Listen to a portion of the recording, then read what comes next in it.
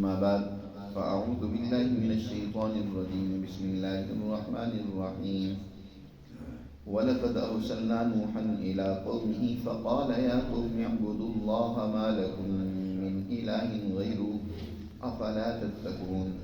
فقال الملأ الذين كفروا من قومه ما هذا إلا بشر مثلكم يريد أن يتفضل عليكم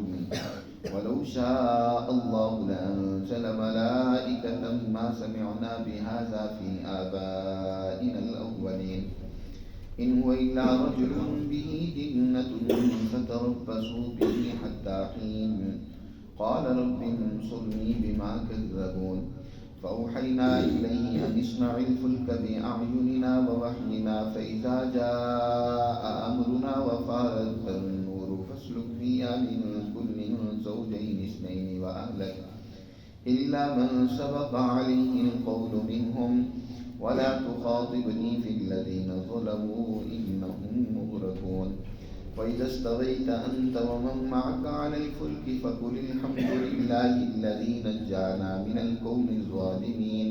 وقل رب أنزلني منزلا مباركا وأنت خير المنزلين إن في ذلك لآيات وإن كنا لمبتلين صدق اللہ العظیم۔ یہ سورہ مؤمنون کا دوسرا رکوع ہے۔ اس سورہ مبارکہ میں گزشتہ درس میں یہ بات بیان ہوئی ہے کہ اللہ سبحانہ و تعالی انسانیت کی کامیابی کے جو بنیادی خصوصیات و صفات اور اصول ہیں ان کو بیان فرمائے ہیں، اور اس بات کو واضح کی ہے کہ دنیا کی کامیابی ہو، فلاح ہو، یا آخرت کی فلاح اور کامیابی ہو،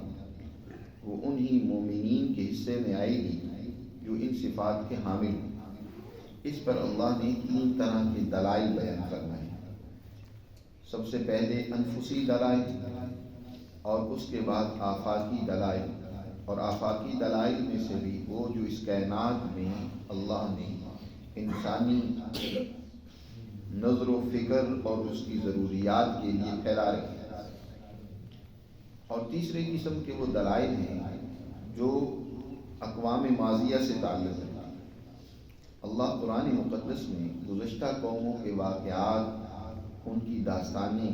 بطور مثال کے بیان فرماتے ہیں کہ دیکھ لو، ان سے عبرت حاصل کرو، رہنمائی لو کہ کس طرح یہ قومیں دنیا کے اندر تباہ و برباد ہوئی،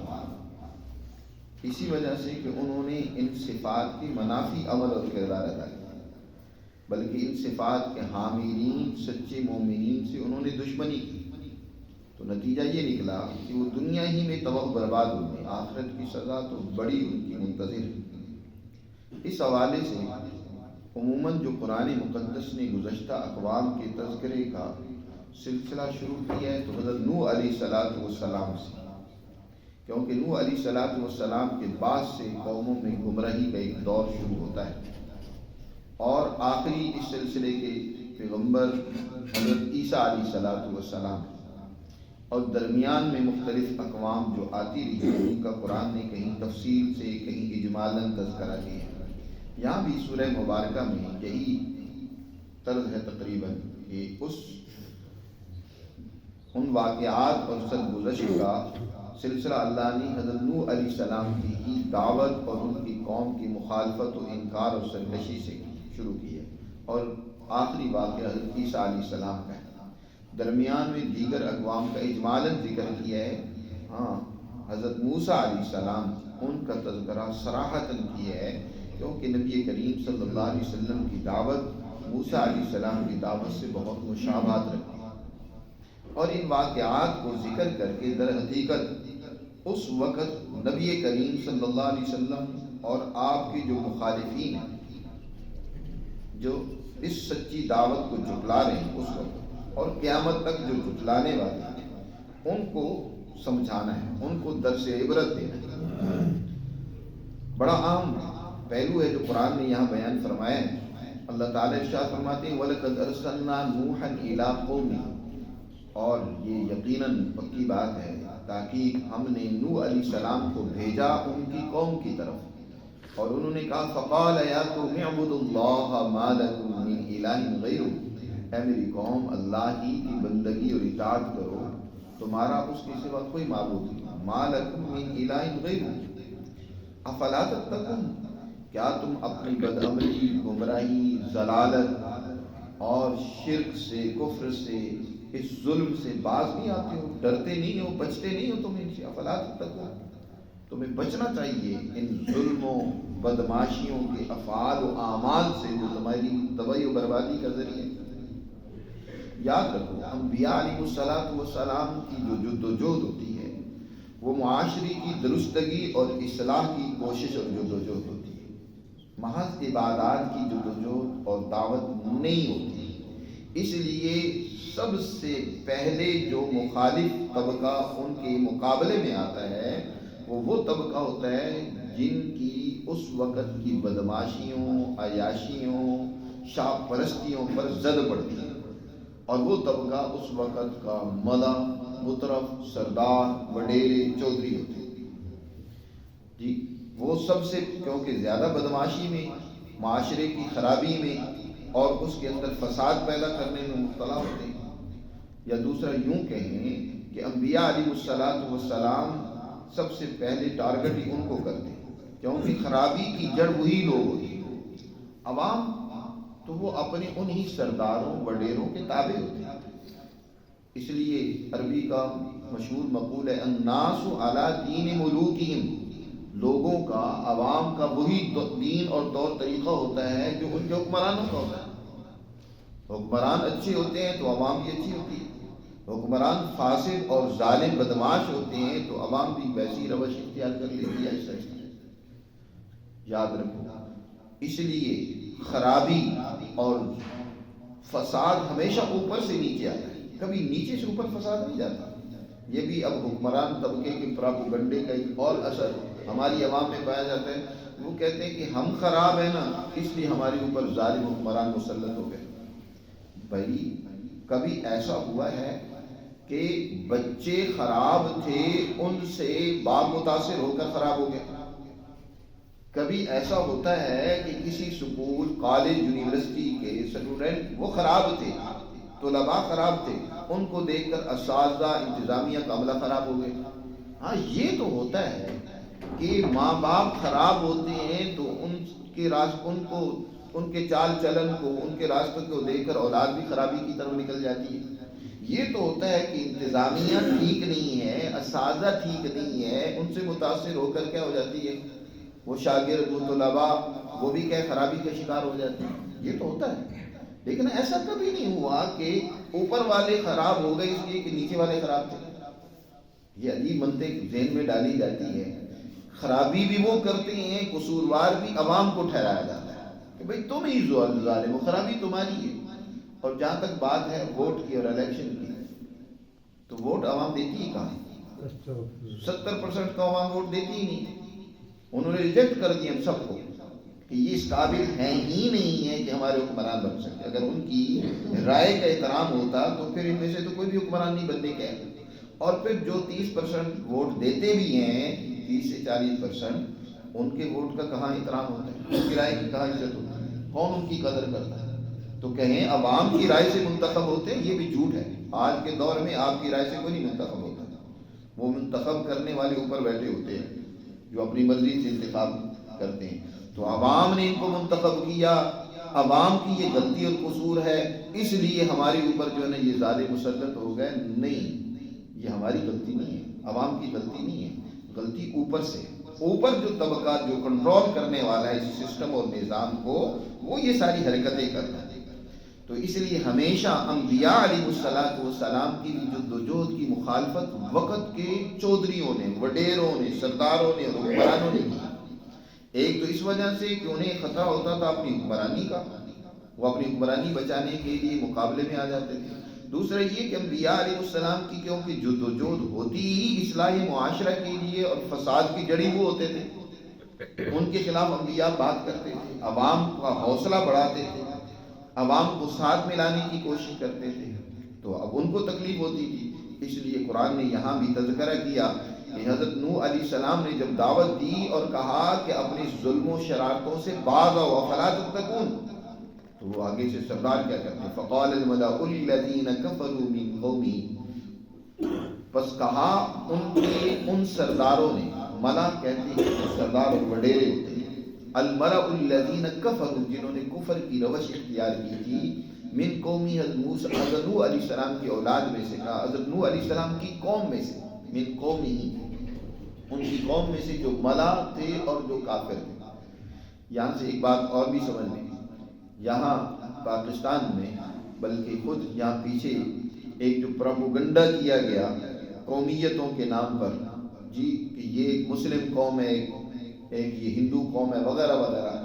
اور وہ پروپیگنڈا صرف اس تقسیم کی حد تک تھا، تقسیم کے بعد وہ پروپیگنڈا بھی ڈھیر ہو گیا، لیکن آج تک مطالعہ پاکستان میں جھوٹ کے طور پر پڑھایا بھی جاتا ہے۔ کہا جاتا ہے کہ قومیں مذہب سے بنتی ہیں، یاد رکھیں مذہب سے قومیں نہیں بنتی، قوم کا تعلق مذہب سے نہیں ہے، اس کا تعلق تو جغرافیے سے ہوتا ہے، خطے سے ہوتا ہے۔ ایک خطے میں ایک مزاج اور ایک ضرورت سے وابستہ جو افراد ہوتے ہیں وہ ایک قوم ہوتے ہیں۔ آج پاکستانی قوم جو لکھا جاتا ہے وہاں کا قوم کا کیا ہوتا ہے، پاکستانی لکھا جاتا ہے، یہ نہیں لکھا جاتا، شناختی کارڈ پہ بھی آپ کی قومیت کیا لکھی جاتی ہے، پاکستانی لکھی جاتی ہے۔ یہ نہیں لکھا جاتا کہ میں مسلم قوم سے تعلق رکھتا ہوں، میں جو ہندو قوم سے تعلق رکھتا ہوں یا کسی اور سے تعلق رکھتا ہوں، بلکہ پاکستانی ہے سب، یہاں رہنے والا عیسائی، یہاں رہنے والا ہندو، یہاں رہنے والا مسلمان، وہ سب کیا ہے، اب پاکستانی ہے۔ اسی طرح جب یہ ایک خطہ تھا تو اس وقت اس خطے کے رہنے والے سب افراد ایک ہی قوم تھے، لیکن قوم کا ایک عجیب پروپیگنڈا یہاں کر کے تقسیم کیا گیا اور 6 ملک بنا دیے گئے، صرف 2 نہیں 6 ملک بنائے گئے۔ اس خطے کو، اس بر صغیر کو، بر اعظم صغیر کو 6 خطوں میں تقسیم کیا۔ نوح علیہ السلام بھی کہہ رہے ہیں، اور ان کی قوم کے قرآن کہہ رہے ہیں فقال الملأ الذین کفروا من قومہ، ان کی قوم کے کافروں نے جواب میں کہا، یعنی وہ کافر انہی کی قوم کے لوگ تھے۔ قرآن خود کہہ رہا ہے کہ ان کی قوم کے وہ جو کافر تھے، جو سردار تھے، تو قرآن بھی کہہ رہا ہے کہ قوم کا تعلق کفر یا اسلام سے نہیں ہے، مذہب سے نہیں ہے یہ۔ اور آج بھی آپ کے مطالعے پاکستان میں وہی باتیں پڑھائی جا رہی ہیں۔ کوئی عجیب بات ہے کہ نوجوان کی تربیت کرنی ہے، کوئی عقل و شعور کی بات کرو، سمجھ کی بات کرو، نہیں، وہی پروپیگنڈا اور جہالت نوجوانوں کے ذہنوں میں ڈالی جاتی ہے۔ تو بہر کیف سرداروں نے اب جواب میں سب سے پہلے ہمیشہ سے پروپیگنڈا جو کیا ہے ان پیغمبروں کے خلاف، پہلا پروپیگنڈا جو پہلا ہتھیار انہوں نے استعمال کیا وہ یہ، ما ھذا الا بشر مثلکم، یہ تمہارے جیسا ہی ایک انسان ہے۔ اصل میں وہ عوام کو یہ باور کرانا چاہتے تھے کہ دیکھو ہم تمہارے لیڈر ہیں، تمہارے سربراہ ہیں، ہم تمہارے بڑے ہیں، اور جیسے ہم ہیں، دیکھو ان کی لوٹ مار، ان کی بدماشی، ان کی عیاشی، ان کا فساد اور ان کے اثرات عوام میں بھی تھے۔ تو وہ کہتے تھے اسی طرح کا انسان ہوتا ہے۔ انسان کیسے کہتے ہیں؟ ان کے نزدیک وہ ہوتا ہے جو بدماش ہو۔ انسان ان کے نزدیک کون ہوتا ہے؟ وہ ہوتا ہے جو عیاش ہو، مکار ہو، لالچی ہو، خود غرض ہو، وہ انسان ہے ان کے ہاں۔ تو یہی تھا انسان۔ ان کی سوچ بھی نہیں تھی کہ کوئی ایسا انسان ہوتا ہے جو اعلیٰ صفات کامل ہو، جس کا پیچھے ذکر گزرا ہے، جی وہ انسانیت کا ہمدرد ہوتا ہے، اللہ سے سچا اس کا تعلق ہوتا ہے، انتہائی مخلص ہوتا ہے، دوسروں کا خیر خواہ ہوتا ہے، اپنے آپ کو قربان کر کے دوسروں کو آگے بڑھاتا ہے، ان کو اوپر لے کر جاتا ہے۔ ان کے ذہن میں بھی نہیں تھا کہ ایسا بھی انسان ہو سکتا ہے۔ تو جب پیغمبر نے آ کر، اسی قوم کا پیغمبر وہ آ کر قوم کو سمجھاتا ہے، دیکھو یہ ظلم، یہ بدماشیاں، یہ عیاشیاں، یہ سارے کام ہیں، یہ تو قطعاً درست نہیں، اللہ اس کی اجازت نہیں دیتا، میں اللہ کا پیغمبر ہوں، تمہیں سمجھانے آیا ہوں۔ تو وہ پروپیگنڈا یہ کہتے ہیں کہ تمہیں پتہ نہیں، انسان، ہم انسان ہیں۔ تو اللہ نے اگر رسول بنانا تھا تو وہ تو پھر کوئی فرشتہ آنا چاہیے تھا نا، ہم انسان تو ہم ہیں، اور ہم جیسے لوگ جو ہیں وہ تو اس کے اہل ہی نہیں ہیں کہ وہ رسالت اللہ کے رسول بن کر آئیں، لہٰذا یہ رسول نہیں ہے۔ ما ھذا الا بشر مثلکم، یہ بھی تمہارے جیسا انسان ہی ہے نا۔ آج بھی بہت سارے لوگ یہ سمجھتے ہیں کہ انسان جو ہے نا اس کے اندر تو کوئی خوبی، کمال، یا کوئی اس کے اندر ہمدردی خیرخواہی ہو ہی نہیں سکتی، بس وہ تو مفاد پرست ہوگا، وہ تو لالچی ہوگا، وہ خود غرض ہوگا۔ اصل انسان جو ہونا چاہیے وہ آج ہمارے ذہنوں میں ہے ہی نہیں، ہم اس جیسا انسان بننا بھی نہیں چاہتے، یہ اصل انسان بننا ہی نہیں چاہتے، جس کے بارے میں اللہ نے کہا وَعَلَّمَ آدَمَ الْأَسْمَاءَ، جسے دنیا کی علوم اللہ نے عطا فرمائے، جس کے بارے میں فرمایا وَنَفَخْتُ فِيهِ مِن رُوحِي، اس میں نے اپنی روح ڈالی ہے۔ یہ وہ انسان جس کی ہم نے عزت وَلَقَدْ كَرَّمْنَا بَنِي آدم، کہ بنی آدم میں سب سے زیادہ عزت ہم نے انسان کو دی ہے، بنی آدم کو ہم نے باقی مخلوقات پر تکریم دی ہے۔ اس انسان کی تعریف ان کے ذہن میں نہیں آتی تھی، انہوں نے کہا یہ انسان ہے، اور انسان ہونے کا مطلب بدماش ہونا ہے ان کی نظر میں جی، تو اس لیے کہتے پروپیگنڈا کرتے تھے ما ھذا الا بشر مثلکم، یہ تمہارے جیسے انسان ہے، الا بشر مثلکم۔ اور دوسرا پروپیگنڈا یہ کرتے تھے یرید ان یتفضل علیکم، یہ دوسرا پروپیگنڈا کیا جاتا تھا، اور یہ پروپیگنڈا چاہے وہ جان بوجھ کر کرتے تھے اپنی سرداری کو بچانے کے لیے، یا وہ جانتے ہی نہیں تھے، سمجھتے ہی نہیں تھے، وہ سمجھتے پروپیگنڈا یہ کرتے تھے دوسرا کہ یہ پیغمبر چاہتے اصل میں ہیں کہ ان یتفضل علیکم، یہ تمہارے سردار بن جائیں، یہ خود حکمران بننا چاہتے ہیں، یہ جو کچھ تمہیں دعوت دے رہی ہیں، تمہیں اپنے قریب کر رہی ہیں، تمہیں باتیں سمجھا رہے ہیں بڑی چپڑی اور میٹھی، اور یہ اس طرح بڑی باتیں جو تمہیں سنا رہی ہیں، یہ یتفضل علیکم، تم پر یہ فضیلت حاصل کرنا چاہتے ہیں، یعنی تمہارا سردار بننا چاہتے ہیں۔ یہ پروپیگنڈا کرتے تھے کہ اس طریقے سے ہماری سرداری خطرے میں نہ پڑے، ان کے لیے منفی پروپیگنڈا کیا جاتا تھا۔ آج بھی اسی طرح سچے ہادیوں، رہنماؤں، مخلص لوگوں کے بارے میں پروپیگنڈا کیا جاتا ہے، بلکہ تقسیم کے وقت تو ان سچے ہادیوں کے خلاف بہت زیادہ اس طرح کا پروپیگنڈا کیا گیا جی، کہ یہ تو کانگریسی ہیں جی، یہ تو فلانے ہیں جی، یہ تو اس طرح کے لوگ ہیں جی، ان یتفضل علیکم، قرآن کہہ رہا ہے کہ دوسرا پروپیگنڈا انہوں نے یہ کیا کہ یہ تمہارے سردار بننا چاہتے ہیں، یتفضل علیکم۔ اور دیکھو وَلَوْ شَاءَ اللَّهُ لَأَنزَلَ مَلَائِكَةً مَا سَمِعْنَا بِهَذَا فِي آبَائِنَا الْأَوَّلِينَ، اگر اللہ نے کسی کو رسول بنانا ہی ہوتا تو انزل ملائکۃ، کسی فرشتے کو اتارتا،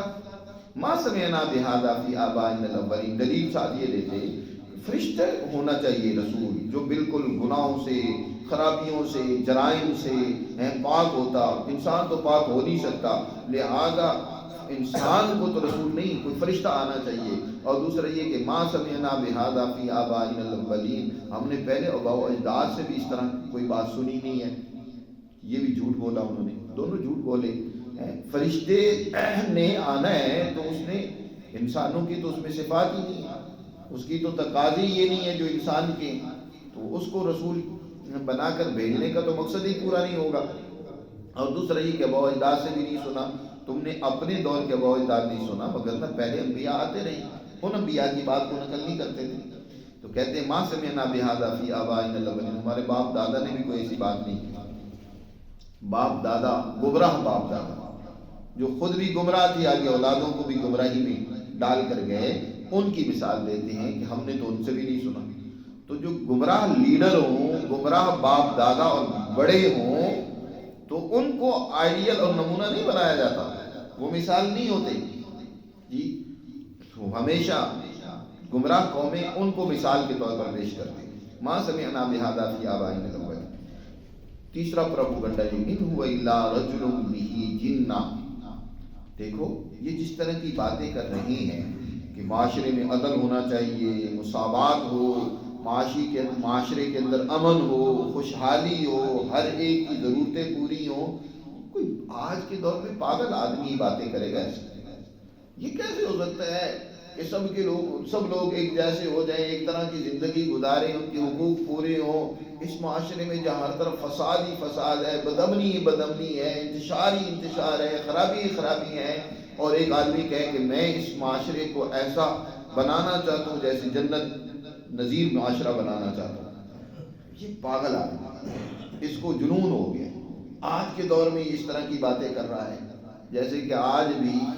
کوئی اس طرح کی بات کرے نا تو تو کہتے ہیں یہ مولوی صاحب سیاسی باتیں کرتے ہیں یار، کوئی اللہ اور رسول کی بات کیا کریں، یہ کس طرح کی باتیں کرتے ہیں؟ بھائی یہ باتیں تو ساری قرآن کہہ رہا ہے، میں تو قرآن کا ترجمہ اور تفسیر کر رہا ہوں۔ یا اسی طرح کوئی اور اس طرح کا لیڈر کوئی مخلص آ بھی جائے تو اس کو پکڑ کے جیل میں ڈال دیں گے۔ کوئی اگر بات کرتا ہے اس کو دیوانہ اور پاگل ہی قرار دیا جائے گا، کوئی بھی ہو، ہم کسی ایک کی بات نہیں کر رہے۔ تو قرآن کہہ رہا ہے کہ حضرت نوح علیہ السلام کے بارے میں انہوں نے تیسرا پروپیگنڈا کیا، یہ کیا ان هو الا رجل به جنہ، یہ تو ایسا آدمی ہے اسے جنون ہو گیا، پاگل ہو گیا، اور کہتا ہے دیکھو اس کی چپٹی چپٹی باتیں ہیں، اس کی یہ جو بڑی ملمہ ساز باتوں سے متاثر نہ ہونا،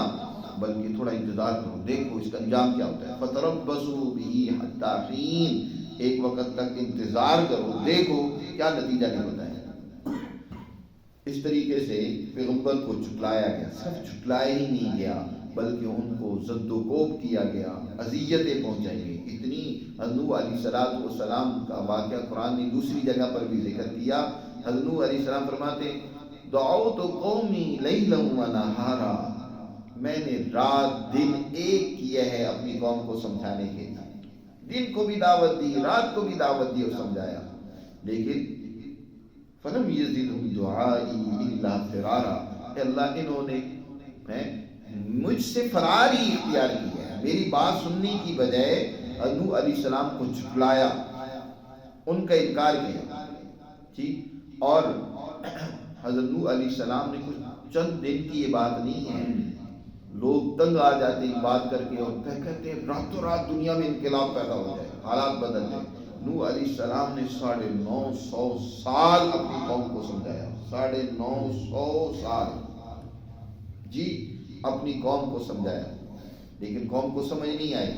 پھر اللہ نے جا کر اس قوم کو سزا دی۔ حضرت نوح علیہ السلام جب 950 سال کے بعد قوم سے مایوس ہو گئی اور کہا کہ یا اللہ ولم یلدوا الا فاجرا کفارا، اب یہ قوم اتنی نحوست میں ڈوب گئی ہے کہ ان کی آگے نسلیں بھی فاسق و فاجری پیدا ہوگی، اب ان کی نسلوں سے بھی کوئی خیر کی توقع نہیں ہے۔ لم یلدوا الا فاجرا کفارا، فاجر کافر ظالم فسادی پیدا ہوگی۔ اس لیے یا اللہ اب دعا کرتے ہیں نوح علیہ السلام، قال رب انصرنی بما کذبون، عرض کی حضرت نوح علیہ السلام نے اے میرے پروردگار میری مدد فرما، کیونکہ انہوں نے مجھے جھٹلایا ہے، میری بات مانتے ہی نہیں، مسلسل انکار ہے، میرے خلاف پروپیگنڈا ہے، مجھے تکلیف پہنچا دی، اے اللہ میری مدد فرما۔ اللہ سے مدد کی دعا کی ہے کہ اب اس قوم کے سمجھنے کی کوئی امید نہیں ہے۔ تو حضرت نوح علیہ السلام نے دعا کی تو پھر اللہ نے اس کا جواب دیا، فرمایا فَأَوْحَيْنَا إِلَيْهِ أَنِ اصْنَعِ الْفُلْكَ بِأَعْيُنِنَا وَوَحْيِنَا، ہم نے حکم دیا نوح علیہ السلام کو کہ ایک کشتی بناؤ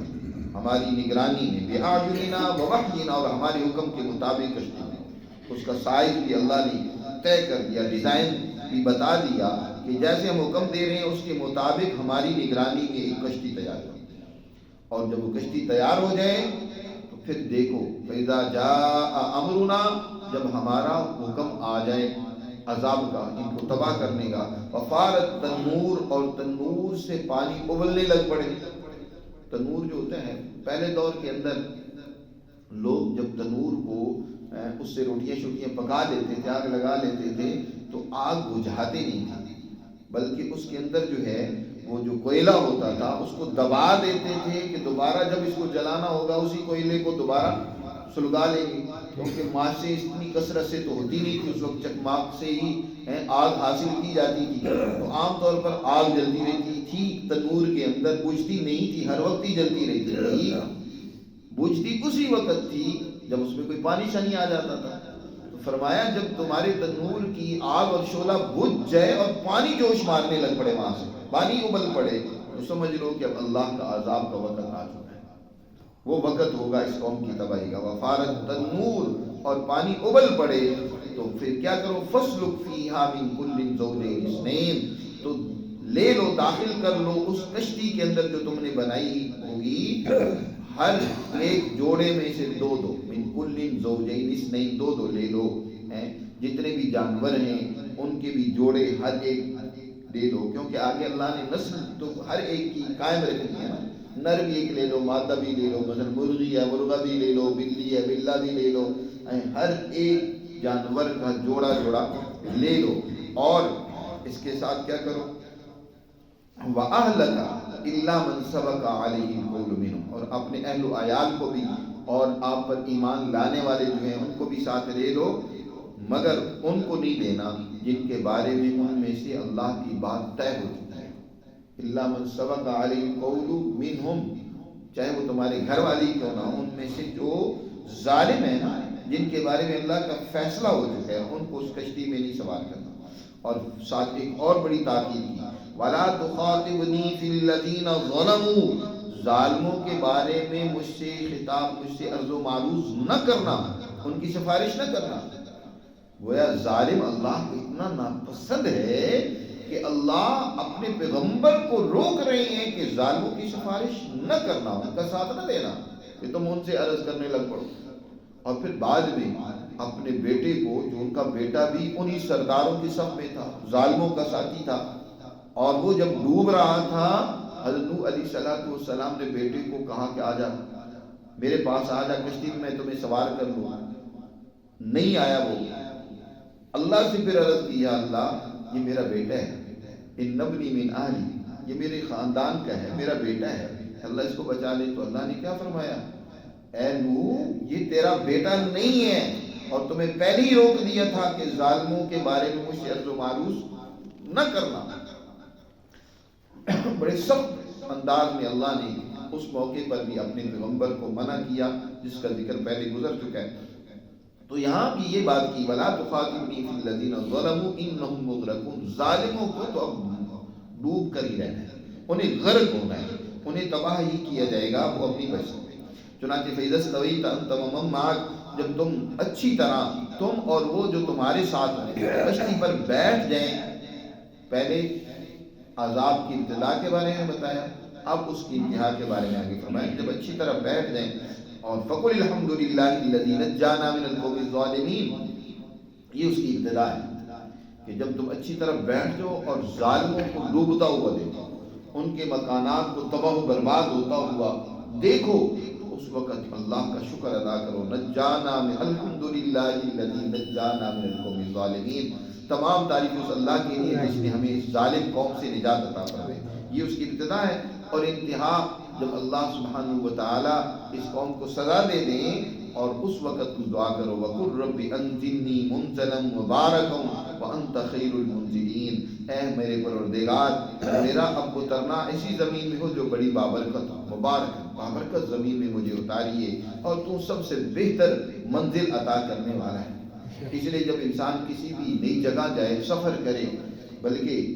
گھر میں بھی داخل ہو، تو یہ دعا پڑھنی چاہیے، رب انزلنی منزلا مبارکا وانت خیر المنزلین۔ حضرت علی رضی اللہ تعالیٰ عنہ کے بارے میں آتا ہے کہ وہ جب مسجد میں بھی آتے تھے یہ دعا مانگتے تھے، رب انزلنی منزلا مبارکا وانت خیر المنزلین۔ یہ دعا ہے حضور علیہ السلام کی، جو دعا انہوں نے مانگی کہ اللہ مجھے ایسی جگہ، ایسے گھر میں اتاریے جو میرے لیے برکت کا باعث بنے، اور بہترین تو منزل عطا کرنے والا ہے، بہترین گھر دینے والا ہے، جگہ دینے والا ہے۔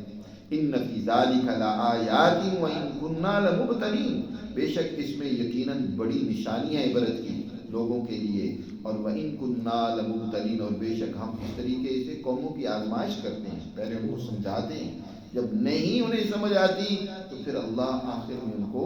سزا بھی دیتے ہیں۔ تو اللہ سبحانہ وتعالیٰ نے حضور علیہ السلام کا یہاں واقعہ ذکر کر کے اس حقیقت کو واضح کر دیا ہے کہ جو قومیں ان صفات و خصوصیات کی دشمن ہوتی ہیں، اللہ ان قوموں کو تباہ و برباد کرتا ہے، دنیا میں بھی اور آخرت میں بھی۔ کامیاب وہی ایمان والے ہوں گے جو ان صفات کے حامل ہوں گے۔ اللہ ہمیں سمجھ نصیب کرے۔